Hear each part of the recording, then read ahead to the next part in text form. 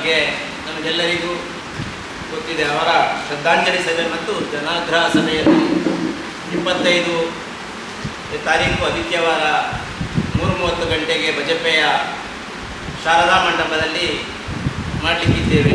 ಈ ಸಭೆಗೆ ಸುಭಾಷ್ ಶೆಟ್ಟಿಯ ಹಿತೈಷಿಗಳು ಮತ್ತು ವಿಶ್ವ ಹಿಂದೂ ಪರಿಷತ್ ಬಜರಂಗ ದಳದ ಎಲ್ಲರೂ ಸೇರಿಕೊಂಡು ಈ ಒಂದು ಸಭೆಯನ್ನು ಮಾಡ್ತಾ ಇದ್ದೇವೆ. ಉದ್ದೇಶ ರಾಷ್ಟ್ರೀಯ ತನಿಖಾ ದಳಕ್ಕೆ ಈ ಕೇಸನ್ನು ಕೊಡಬೇಕು. ಯಾಕಾಗಿ ಕೊಡಬೇಕಂತ ಕೇಳಿದರೆ ನಾವಲ್ಲಿ 3-4 ಉಲ್ಲೇಖ ಮಾಡಬೇಕಾಗುತ್ತೆ. ಕಲಶದಿಂದ 2 ಹಿಂದೂ ಯುವಕರು ಈ ಕಾರ್ಯಕ್ರಮದಲ್ಲಿ ಈ ಮರ್ಡರಲ್ಲಿ ಕೇಸಲ್ಲಿ ಭಾಗಿಯಾಗಿದ್ದಾರೆ. 50 ಲಕ್ಷಕ್ಕಿಂತಲೂ ಹೆಚ್ಚು ದೇಶ ವಿದೇಶದಿಂದ ಫಂಡ್ ಕಲೆಕ್ಷನ್ ಮಾಡಿದ್ದಾರೆ ಅನ್ನುವ ಮಾಹಿತಿ ಇದೆ. ಈ ಕೊಲೆಯನ್ನು ನೋಡುವಾಗ ತರಬೇತಿ ಪಡೆದವರೇ ಈ ಕೊಲೆಯನ್ನು ಮಾಡಿದ್ದಾರೆ ಅನ್ನುವಂಥ ಒಂದು ಸಂಶಯ ಇದೆ.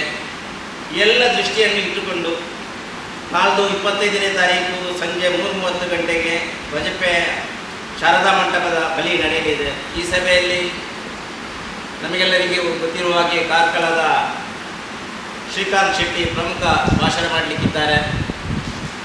ನಮ್ಮ ವಿಶ್ವ ಹಿಂದೂ ಪರಿಷತ್ತಿನ ವಿಭಾಗದ ಸಹ ಕಾರ್ಯದರ್ಶಿಯಾದಂಥ ಶಿವಾನಂದ ಮೆಂಡನ್ ಮಾತಾಡಲಿಕ್ಕಿದ್ದಾರೆ ಮತ್ತು ಇತರರು ಆ ಕಾರ್ಯಕ್ರಮದಲ್ಲಿ ಉಪಸ್ಥಿತರಿರುತ್ತಾರೆ. ಮಂಗಳೂರು ಮಹಾನಗರ ಮತ್ತು ಆಸುಪಾಸಿನಿಂದ ಸಾವಿರಾರು ದೇಶಭಕ್ತರು ಹಾಗೂ ಹಿಂದೂ ಈ ಸುಭಾಷ್ ಶೆಟ್ಟಿಯ ಮೇಲೆ ಇರುವಂಥ ಅಭಿಮಾನಿಗಳು ಸಭೆಯಲ್ಲಿ ಭಾಗವಹಿಸಲಿಕ್ಕಿದ್ದಾರೆ. ಎಲ್ಲ ನಿರೀಕ್ಷೆಯನ್ನು ಇಟ್ಟುಕೊಂಡು ನಾವು ಈ ಕಾರ್ಯಕ್ರಮವನ್ನು ಹಮ್ಮಿಕೊಂಡಿದ್ದೇವೆ. ಗಾಡಿ ಬರುವಂಥವರಿಗೆ ಎಲ್ಲೆಲ್ಲಿ ಪಾರ್ಕಿಂಗ್ ಮಾಡಬೇಕನ್ನುವ ಸರಿಯಾದ ಒಂದು ಮಾರ್ಗದರ್ಶನವನ್ನು ನಾವು ನೀಡಿದ್ದೇವೆ. 3:30 ಗಂಟೆಗೆ 3:30 ಗಂಟೆಗೆ ಸಭೆ ಪ್ರಾರಂಭವಾಗುವುದು. ಎಲ್ಲ ಕಾರ್ಯಕರ್ತರು ಹಿತೈಷಿಗಳು 3 ಗಂಟೆಯ ಒಳಗಾಗಿ ಬಜಪೆಯ ಏನು ಶಾರದಾ ಮಂಟಪದಲ್ಲಿ ಸೇರಬೇಕು. ಮಂಗಳೂರು ಸುರತ್ಕಲ್ ಕಾವೂರು ಭಾಗದಲ್ಲಿ ಬರುವವರಿಗೆ ಬಜಪೆಯ ನಾರಾಯಣಗುರು ಮಂದಿರದ ಬಳಿ ಪಾರ್ಕಿಂಗಿನ ವ್ಯವಸ್ಥೆ ಮಾಡಲಾಗಿದೆ. ಗುರುಪುರ ಹೊಂಬನಿಯೂರು ಮಲಲಿ ಕಡೆಯಿಂದ ಬರುವವರಿಗೆ ಸಂಜೀವ ಶೆಟ್ಟಿ ಸಭಾಭವನ ಮತ್ತು 3 ಸಣ್ಣ ಮೈದಾನ ಇದೆ, ಅಲ್ಲಿ ಗಾಡಿಯ ಪಾರ್ಕಿಂಗಿನ ವ್ಯವಸ್ಥೆ ಮಾಡಲಾಗಿದೆ. ಮುಲ್ಕಿ ಮೂಡುಬಿದಿರೆಯಿಂದ ಬರುವವರಿಗೆ ಯಾದವ ಕೋಟೆಯ ಕಣ್ಣಿಕಾ ನಿಲಯ ಅಲ್ಲಿ ಒಂದು ಗ್ರೌಂಡ್ ಇದೆ, ಅಲ್ಲಿ ಪಾರ್ಕಿಂಗ್ ವ್ಯವಸ್ಥೆಯನ್ನು ಮಾಡಲಾಗಿದೆ. ಸೂಚನಾ ಫಲಕವನ್ನು ನಾವು ಅಲ್ಲಲ್ಲಿ ಹಾಕಿದ್ದೇವೆ. ಸುಭಾಷ್ ಶೆಟ್ಟಿ ಪ್ರಕಟಣವನ್ನು ರಾಷ್ಟ್ರೀಯ ತನಿಖಾ ದಳ ರೂಪಿಸುವಂತೆ ಆಗ್ರಹಿಸಿ ಜನಾಗ್ರಹ ಸಭೆ ಮತ್ತು ಶ್ರದ್ಧಾಂಜಲಿ ಸಭೆಯನ್ನು ನಾವೆಲ್ಲ ಕಾರ್ಯಕರ್ತರು ಧರ್ಮಾನಿ ಅಭಿಮಾನಿ ಮತ್ತು ತಮ್ಮ ಹಿತೈಷಿಗಳು ಹೆಚ್ಚಿನ ಸಂಖ್ಯೆಯಲ್ಲಿ ಕಾರ್ಯಕ್ರಮವನ್ನು ಹಮ್ಮಿಕೊಂಡಿದ್ದೇವೆ. ಎಲ್ಲ ಕಾರ್ಯಕ್ರಮಕ್ಕೆ ಬಂದು ಸಹಕರಿಸಬೇಕಾಗಿ ಎಲ್ಲ ಹಿಂದೂ ಸಮಾಜದಲ್ಲಿ ವಿನಂತಿಯನ್ನು ಮಾಡ್ತಾ ಇದ್ದೇವೆ. ಕೊಲೆಯಾದ ಜಾಗೆ ಬಜಪೆ ಆ ಉದ್ದೇಶ ಮತ್ತು ಅವನ ಹೆಚ್ಚಿನ ಸಮಯ ಬಜಪೆಯಲ್ಲೇ ಇದ್ದ ಕಾರಣ ಅದೇ ಜಾಗವನ್ನು ನಾವು ಆಯ್ಕೆ ಮಾಡಿದ್ದೇವೆ. ಪೊಲೀಸ್ ಇಲಾಖೆಯಿಂದ ಅನುಮತಿ ಸಿಕ್ಕಿದೆ. ಅನುಮತಿಗೆ ನಾವು ಪತ್ರ ಕೊಟ್ಟಿದ್ದೇವೆ, ಇನ್ನೂ ಅನುಮತಿ ನಮ್ಮ ಕೈ ಸೇರಿಲ್ಲ. ಈಗ ಕೊನೆ ಕ್ಷಣ ಪರ್ಯಾಯ ನಮಗೆ ನಮ್ಮ ಪೊಲೀಸ್ ಅಧಿಕಾರಿಗಳ ಮೇಲೆ ನಂಬಿಕೆ ಇದೆ. ಆದ ಕಾರಣ ಅದೇ ಜಾಗದಲ್ಲಿ ನಮಗೆ ಕೊಡಬಹುದು ಅನ್ನುವ ನಂಬಿಕೆ.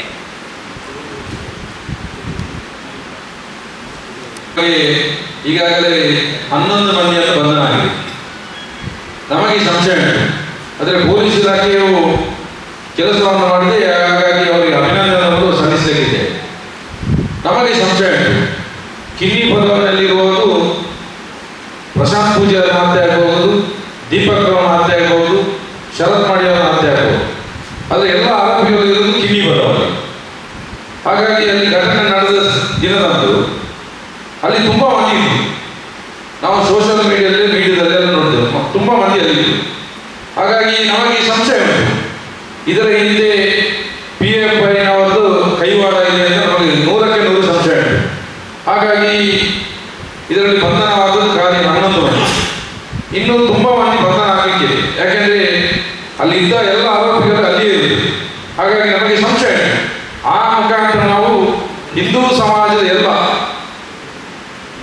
ಕಾರ್ಯಕರ್ತರನ್ನೊಂದು NIA-ಯನ್ನು ಕೊಡಬೇಕಂತ ಒಂದು ಕಾರ್ಯಕರ್ತರಲ್ಲಿ ಹಿಂದೂ ಸಮಾಜದಲ್ಲಿ ಇಲ್ಲ. ಹಾಗಾಗಿ ನಾವು NIA-ಗೆ ಕೊಡಬೇಕಂತ ಕಾನೂನಲ್ಲಿ ಹೋರಾಟವನ್ನು ಕೋರ್ಟಿಗೆ ಯಾವ ಥರ ಮಾಡಬೇಕು ಅದೆಲ್ಲ ಪ್ರತಿಕ್ರಿಯೆಯನ್ನು ಮಾಡ್ತಾ ಇದ್ದೇವೆ. ಹಾಗಾಗಿ ನಾಳೆ ದಿನ ಕಾರ್ಯಕ್ರಮ ಇಡೀ ಹಿಂದೂ ಸಮಾಜದ ಎಲ್ಲ ಶಿವಸೇನೆಯ ಅಭಿಮಾನಿಗಳಿರುವುದು ಎಲ್ಲ ಹಿಂದೂ ಸಮಾಜದ ಕಾರ್ಯಕರ್ತರು ಸಾವಿರ ಮಂದಿ ಕಾರ್ಯಕರ್ತರು ಸೇರಿದ್ದೇವೆ. ಈಗಾಗಲೇ ರಾಜ್ಯ ಸರ್ಕಾರ ಸ್ಪಷ್ಟಪಡಿಸಿ ನಾವು ಇದನ್ನು NIA ಕೊಡುವುದಿಲ್ಲ, ನಮ್ಮ ಪೊಲೀಸರು ಸದೃಢರಾಗಿದ್ದಾರೆ, ಇದನ್ನು ತನಿಖೆ ಮಾಡ್ತಾರೆ ಅಂತೇಳಿ. ಈಗ ಎಗೈನ್ ನೀವು ಜನಾಕ್ರೋಶ ಈ ರೀತಿಯಾದ ಸಭೆ ಮಾಡ್ತೀವಿ, ನೀವು ಯಾಕೆ ಈ ಹೈಕೋರ್ಟಿಗೆ ಹೋಗಿ ಸರ್ಕಾರಕ್ಕೆ ನಿರ್ದೇಶನ ಕೊಡುವಂಥ ಕೆಲಸ ಮಾಡಲಿಲ್ಲ? ಮೊದಲನೇದಾಗಿ ನಾವು ಸುಹಾಸ್ ಶೆಟ್ಟಿನ ತಂದೆ ತಾಯಿ ಹೋಗಿ ರಾಜ್ಯಪಾಲರಿಗೆ ಮನವಿ ಮಾಡಿದ್ವಿ. ರಾಜ್ಯಪಾಲರಿಗೆ ಮನವಿ ಮಾಡಿದ ಮೇಲೆ ನಾವು ಕೂಡ ಇದನ್ನು ಪೊಲೀಸ್ ಇಲಾಖೆಯಿಂದ ನಾವು CCB ಮುಖಾಂತರ ಕೊಡಬೇಕಂತ ಆಗ್ರಹವನ್ನು ಮಾಡಿದ್ದೇವೆ. ಆದರೆ 8 ಮಂದಿ ಇದ್ದ ಆರೋಪಿಗಳನ್ನು 3 ಮಂದಿ CCB ಅವರು ಪುನಃ ಬಂಧಿಸಿದರು. ಹಾಗಾಗಿ ನಮಗೆ ರಾಜ್ಯ ಸರ್ಕಾರದ ಮೇಲೆ ನಮಗೆ ನಂಬಿಕೆ ಇಲ್ಲ. ಯಾಕೆಂದ್ರೆ ನಾವು ರಾಜ್ಯ ಸರ್ಕಾರವನ್ನು ಕೂಡ ಮನೆಯವರು ಕೂಡ ಹೋಗಿ ನಾವು ಮನವಿ ಮಾಡಿದೆ ಇದನ್ನು NIA-ಗೆ ಕೊಡಬೇಕಂತ. ಆದರೆ ರಾಜ್ಯ ಸರ್ಕಾರ ಇದನ್ನು NIA-ಗೆ ಕೊಡುವುದರಿಂದ ಪೊಲೀಸ್ ಇಲಾಖೆ ಒಂದು ಕೆಲಸ ಮಾಡಿದೆ ಅಂತ ಹೇಳಿದರು. ಆದರೆ ನಮಗೆ ಏನು ಅಂದರೆ ಇದನ್ನೇ NIA-ಗೆ ಕೊಟ್ಟರೆ ಈಗ ಪ್ರವೀಣ್ ನೆಟ್ಟರ್ನ ಹತ್ಯೆಯನ್ನು NIA-ಗೆ ಕೊಟ್ಟರೆ ತುಂಬ ಒಂದು ಬಂಧನ ಇದೆ. ಹಾಗಾಗಿ ಪೊಲೀಸ್ ಇಲಾಖೆ ಮೇಲೆ ನಂಬಿಕೆ ಇದೆ, ಆದರೆ ನಮಗೆ ಸಂಶಯ ಉಂಟು ಇಷ್ಟೇನ ಆರೋಪ ಅಂತ. ಯಾಕೆಂದ್ರೆ ಖಾಲಿ ಸುಹಾಸೇನ ಹತ್ಯೆ ಮಾಡಲಿಕ್ಕೆ ಖಾಲಿ ಒಂದು ವಾಹನದ ಗಾಡಿ ಅಲ್ಲ, ಒಂದು ಪಿಕಪ್ ಗಾಡಿ ಬರ್ತದೆ.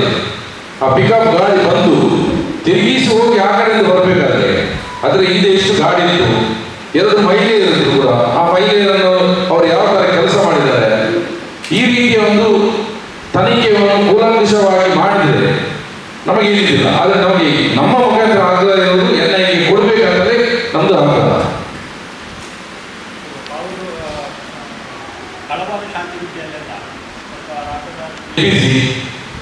ಈ ತರ ಪೊಲೀಸ್ ಇಲಾಖೆ ಮಾಡ್ತೇವೆ. ಈಗ ಕನಿಷ್ಠ ಒಂದು 8-10 ಮಂದಿ ಒಂದು ಗಡಿಪಾರು ಕೂಡ ಮಾಡಿದ್ದಾರೆ. ಅದು ಸುರತ್ಕಲ್ ಯಾತ್ರೆ ಇರ್ಬೋದು, ಎಲ್ಲ ಕಲವಾರಿನ ಹುಡುಗರು ಯಾರು ಕೂಡ ಈಗ ನಮ್ಮ ಹುಡುಗರು ಮನೆಯಲ್ಲಿ ಇರುವಂತ ಪರಿಸ್ಥಿತಿ ಆಗಿದೆ. ಇದು ಏನಂದ್ರೆ ಇದು ರಾಜ್ಯ ಸರ್ಕಾರದ ಒಂದು ಕುಮ್ಮಕ್ಕಿ, ಹಿಂದೂಗಳನ್ನು ದಮನ ಮಾಡಬೇಕು ಈ ರೀತಿಯಾದ ಷಡ್ಯಂತ್ರ ಮಾಡಿ ಹಿಂದೂಗಳಿಗೆ ಯಾವುದೇ ಒಂದು ಕೇಸು, ಸಣ್ಣ ಪುಟ್ಟ ಕೇಸ್ ಆದರೂ ಕೂಡ ಒಂದು ಮನೆಯಿಂದ ಇನ್ಕ್ವೈರಿ ಮಾಡಿ ಎಲ್ಲಿದೆ ಅಂತ ಕೇಳೋದು, ಈ ರೀತಿಯ ಒಂದು ನಿರ್ಮಾಣವನ್ನು ಕೂಡ ಮಾಡಿದ್ದಾರೆ. ಇದಕ್ಕೆ ಮೂಲತಃ ಕಾರಣ ಏನಂದರೆ ರಾಜ್ಯ ಸರ್ಕಾರದಿಂದ ಪೊಲೀಸ್ನವರಿಗೆ ಒತ್ತಡ, ಹಿಂದೂಗಳನ್ನು ಈ ಥರ ನೀವು ಮಾಡಿ ಅವರಿಗೆ ಗಡಿಪಾರಿ ಮಾಡಿ ಗುಂಡಾ ಕಾಯ್ದೆ ಹಾಕಿ ಅಂತ ಈ ಥರ ಮಾಡಲಿಕ್ಕೆ ಇದು ರಾಜ್ಯ ಸರ್ಕಾರದ